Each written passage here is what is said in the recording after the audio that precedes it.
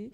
Et je me suis dit que finalement, 2015, ça allait être le moment où on va passer de ces formats d'accélérateurs au vrai sujet de l'intrapreneuriat. On a déjà eu des témoignages tout à l'heure, notamment celui de La Poste, notamment celui d'Orange, sur la façon dont ces organisations se transforment.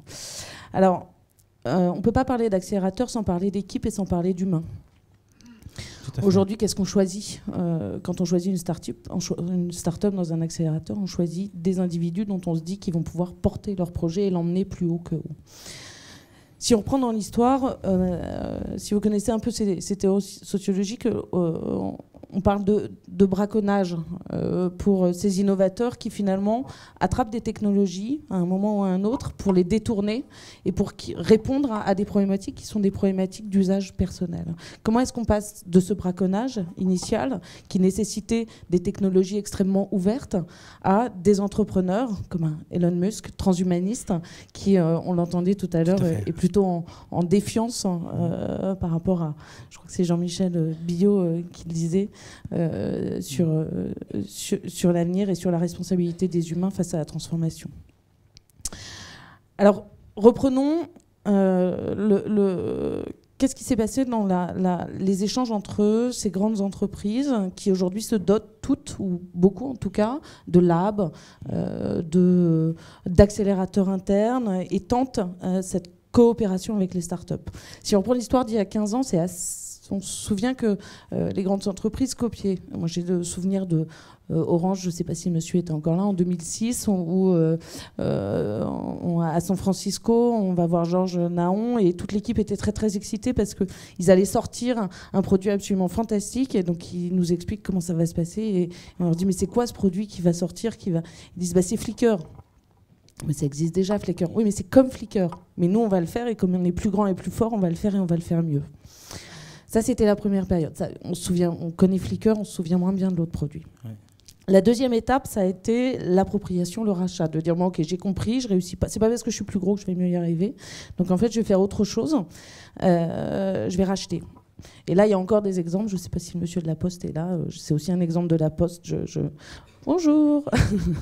J'étais avec un de vos collègues assez récemment qui nous racontait comment effectivement ils avaient voulu racheter une start-up pour pouvoir agréger cette technologie et pouvoir la déployer et découvrir, pénétrer de nouveaux marchés, et à quel point la greffe n'avait pas prise. Au bout d'1 an, ils ont finalement relâché cette acquisition, constatant que leur organisation était en train de l'étouffer.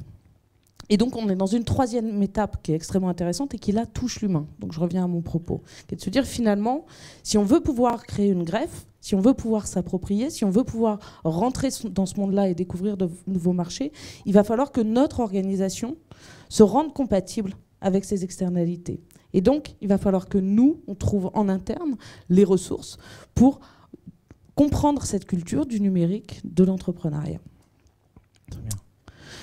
Alors, l'autre point, c'est dans les organisations, la façon dont on a vu passer ces mots, vous connaissez, du vertical, donc top-down, à l'horizontal. On a commencé à réexpliquer qu'il fallait que le management, que toute l'organisation se réhorizontalise, et puis aujourd'hui, au transversal, c'est-à-dire que ça traverse. Comment est-ce que ça va impliquer les organisations? On voit aujourd'hui, alors c'est des données tout à fait personnelles, on a tout un tas de grandes entreprises qui passent au NUMA, des COMEX, voilà, et à chaque fois je pose la même question, de dire quel est le budget que vous allouez aujourd'hui à la transformation digitale. On constate maintenant que les budgets alloués à la transformation digitale sont quasiment équivalents à ceux de la R&D. Alors ça traverse tous les pans de l'entreprise, et on n'est plus sur des direction de l'innovation, de la transformation.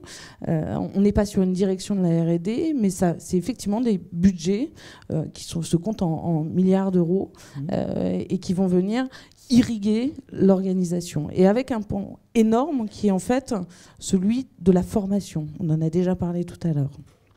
De transformer ces humains. Absolument. Pourquoi est-ce qu'il faut passer de la R&D à l'open innovation? C'est quoi l'enjeu? C'est un enjeu de temps. En fait, on va passer d'une logique de programmation. Il ne faut pas cesser de regarder l'avenir, de se poser les questions que tu nous poses aujourd'hui. Je suis sûre que c'est peut-être toi, d'ailleurs, qui aura le plus de choses intéressantes à nous dire, parce que tu as vu tellement de choses que... Tu le feras tout à l'heure Non. Prochaine conférence. Comme ça, vous êtes obligé de revenir. Donc, il faut passer d'une logique de plan, de prévision, de dire je vais être là-bas dans 5 ans, dans 10 ans, à une logique d'opportunité et d'opportunisme. Et ça, dans les organisations, c'est une mutation qui est une mutation fondamentale, à la fois pour les organisations, mais surtout pour les humains qui la constituent. J'ai cet exemple d'une... je ne peux pas le nommer, mais bon, bref, une grande entreprise de l'aérospatiale internationale qui nous confie la mission de faire travailler de manière coopérative ces 200 cadres un peu partout dans le monde. Donc le programme dure 1 an, il est lancé au NUMA. D'accord. Et son boss, le big boss worldwide, arrive, prévient de son arrivée 10 minutes avant le démarrage. Donc ça veut dire que l'organisation se met un peu en lâcher prise. Il faut que vous vous organisiez entre vous, que vous deveniez tous entrepreneurs, que tous vous participiez à l'avenir de notre organisation. Et donc il arrive, 10 minutes avant, il monte sur scène, donc son intervention n'est pas prévue, on est forcément extrêmement minuté, donc on lui laisse la parole. Et là, on lui dit, t'as 10 minutes pour parler. Donc, voilà, il parle 1 heure. Et au bout d'un moment, l'organisatrice lui dit, écoutez, voilà, faudrait maintenant qu'on passe à la suite. Et il répond, oui, bien sûr, mais I am the boss. Donc il rappelle quand même à tout le monde qu'ils ont le droit de penser, qu'ils ont le droit d'inventer ensemble, qu'on leur donne les moyens de le faire, quoi. Mais qu'il est le chef. Ok. Donc ce que ça veut dire, c'est qu'on va passer en fait du savoir-faire, de la compétence, de la connaissance, au savoir-être. Ouais, c'est-à-dire de vraiment basculer d'une logique où il y a cette logique de connaissance et cette capacité aussi à le produire, à la vivre et à l'utiliser. Et donc c'est ça qui est assez intéressant. Cette capacité, en fait, ce qu'on constate, c'est que toute la mécanique d'arrivée du numérique, c'est basé, on est passé d'une logique industrielle à une logique d'usage. Et donc on a constaté que le sacre de l'amateur finalement était celui qui allait hacker le système, un outil, c'est l'histoire du Wi-Fi par exemple, pour pouvoir le déployer, le diffuser. Que personne n'est jamais aussi fort qu'une communauté ou que quelqu'un qui va répondre à sa propre problématique pour lancer un produit et un service. Et donc les organisations aujourd'hui sont en train d'essayer d'inciter à l'intérieur de leur structure les personnes à devenir ces innovateurs, à devenir ce détournement. Mais c'est extrêmement complexe, c'est totalement clivant et paradoxal. La différence entre aptitude et attitude, quoi. Exactement. Ok. Alors, et pourquoi ils font ça ? Parce qu'ils ont constaté quelque chose d'assez simple, c'est que la mécanique que je vous décrivais tout à l'heure, de dire on a ces grandes industries, on voit bien, si on reprend les histoires des clusters à l'italienne, vous aviez un gros acteur industriel et structurellement, naturellement, tout un tas de petites entreprises qui tournaient autour. Aujourd'hui, c'est une inversion. C'est-à-dire qu'il y a tous les petits poissons. Alors les exemples, vous les connaissez. Les GAFA, qui étaient nos petits poissons il y a quelques années, réalisent aujourd'hui, je crois que c'est le même chiffre d'affaires, je ne veux pas dire de bêtises, que le CAC 40 en 2014. C'est ça l'histoire. Donc l'inversion, elle est réelle. Donc tout le monde se dit, finalement, on va les suivre. Ce mouvement-là, il faut le suivre. L'innovation, il faut aller dans ce sens-là. Alors maintenant, qu'est-ce qui marche et puis qu'est-ce qui reste ? On se dit que dans cette recherche de la croissance, de la richesse, de la fortune, il y a quelque chose qui, quelque part, ressemble un peu à la ruée vers l'or. C'était hyper intéressant. Hier soir, j'ai travaillé, donc j'ai cherché plein de choses et j'ai trouvé des choses. Depuis longtemps, je me dis que finalement, le numérique, le sujet du numérique, c'est pas tant une révolution industrielle que la découverte d'un nouveau territoire. Et donc j'ai trouvé une analogie que je vais vous partager, vous allez me dire ce que vous en pensez, je vous ferai voter à la fin. Donc ce serait comme une ruée vers l'or, cette nouvelle découverte. Et effectivement, ce qu'on constate, c'est que la ruée vers l'or, c'est déjà la Californie. Alors est-ce qu'on a envie que ça se reproduise et est-ce que les ingrédients sont les mêmes ? Je ne sais pas si vous connaissez, alors du coup j'ai oublié le système d'implantation c'est le free mining. Cette auto-organisation, c'est-à-dire que ces territoires qui étaient vierges, à l'époque de la ruée vers l'or, ou presque, ont été récupérés, ont été appropriés par les organisations minières pour pouvoir capitaliser et découvrir l'or. Et donc ça, on est en 1849. Est-ce qu'on ne constate pas que les GAFA sont finalement ceux qui ont construit les mines? Et l'or, c'est quoi? C'est effectivement cette richesse produite par les nouveaux modèles, par Internet, par ce nouveau territoire, mais c'est aussi ce fameux deal flow d'entrepreneurs. C'est aussi ça, l'or. C'est ceux qui vont avoir des idées et être en capacité de les produire.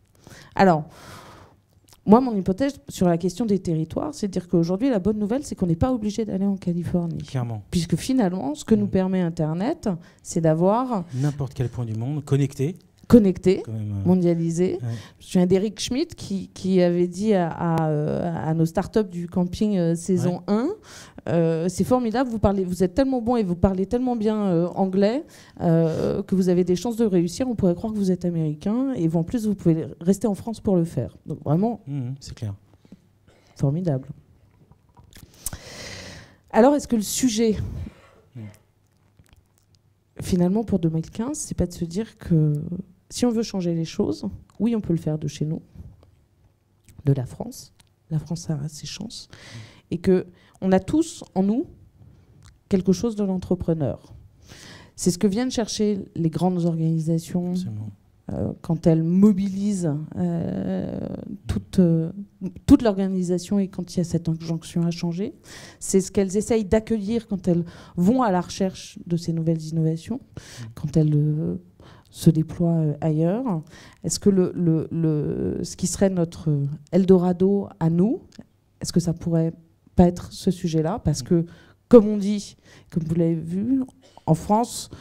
Alors ça c'est pareil, je suis retombée dessus hier, on n'a pas de pétrole mais on a des idées et finalement c'est ces idées qui, comme en 1973, peuvent peut-être nous permettre d'être l'Eldorado. Alors sinon il y a une autre solution que je voulais vous proposer qui est celle-là. Vous la voyez? Vous voyez ce qu'il y a écrit? Ça peut peut-être être ça. Voilà. Qu'est-ce que tu en penses? Je suis complètement d'accord. On pourrait peut-être repenser. We need to rethink our strategy of hoping the internet will just go away. Non? Pas en 2015. Ok. L'idée, c'est vraiment de faire bouger. Je pense que c'est ton message. D'abord de dire qu'on est tous entrepreneurs dans l'âme, qu'il faut l'être, qu'en 2015, si on ne l'est pas, c'est quand même compliqué de ne pas se projeter, de se remettre en question, de gagner en agilité, d'avoir cette startup spirit en soi. C'est un peu le message que tu souhaites partager. Non, le tous entrepreneur, c'est pas le temps le fait de dire on va tous créer notre entreprise, c'est de dire qu'on a tous les moyens à notre mesure de changer une part de la dynamique qui va et de s'ouvrir à des possibles qui va donner de la matière et de la croissance. Je pense que ça, c'est vraiment le point. Et c'est ce qu'on essaye de faire au NUMA avec ce lieu qui est un lieu de traction très fort. Ça a été 1000 événements l'année dernière, ça a été 80 000 personnes qui sont passées.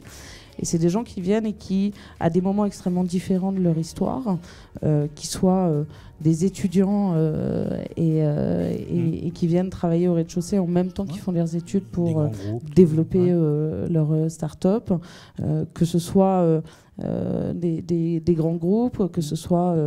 un écosystème vivant. Exactement, un écosystème vivant.